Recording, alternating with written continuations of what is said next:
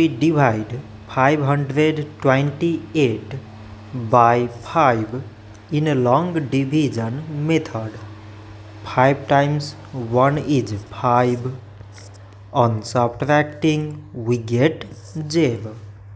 So now we put down these 2 and 5 times 0 means 0. On subtracting we get 2. So again we put down this 8 and it is 28. 5 times 5 is 25. On subtracting we get 3.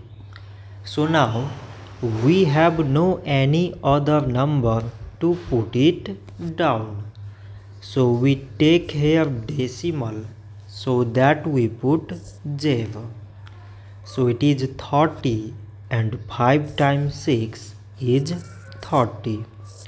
On subtracting we get 0. So 528 divided by 5 is 105 decimal 6. So this much for today and thanks for watching.